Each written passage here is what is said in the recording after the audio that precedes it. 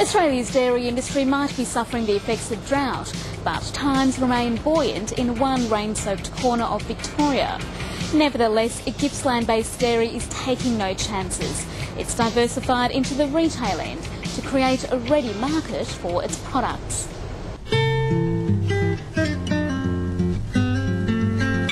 Agriculture is all about supply. The dramatic climate change environment that we've been living in for 5 years now has dramatically impacted the dairy industry, where it shrunk the industry.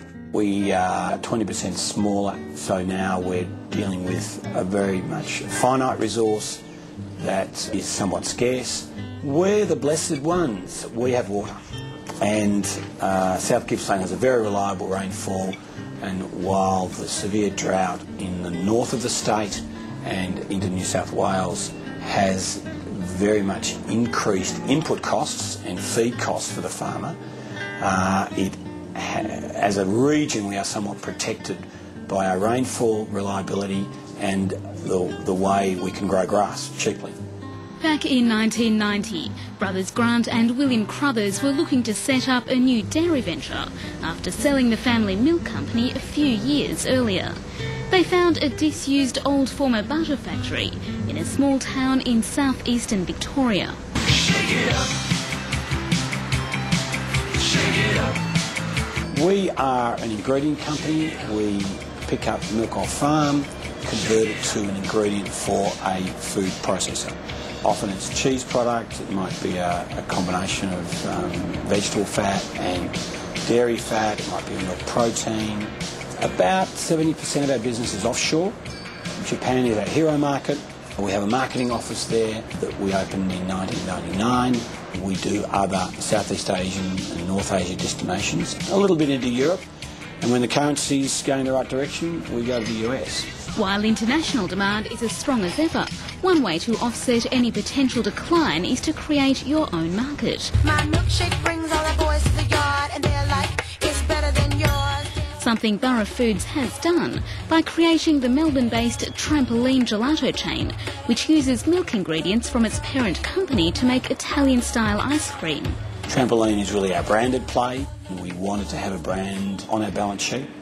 So in 2004, we opened our first gelato shop in Brunswick Street, Fitzroy, and we've been refining the model ever since, and we're now up to 7 or 8, and we're looking to roll that out nationally.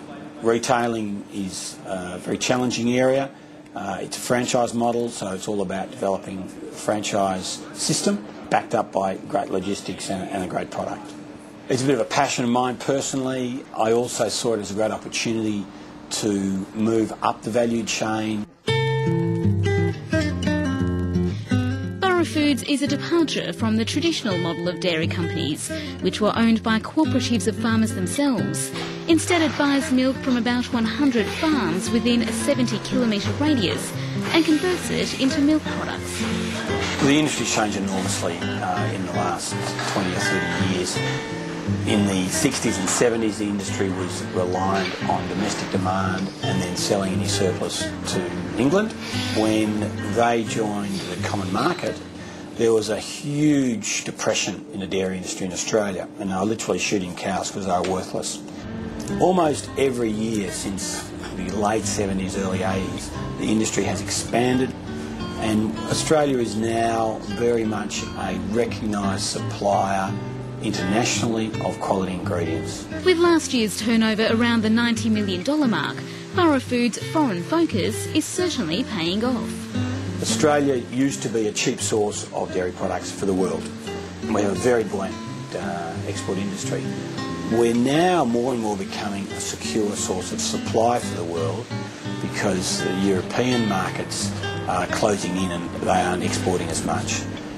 And Australia and New Zealand are becoming more dominant on the export horizon.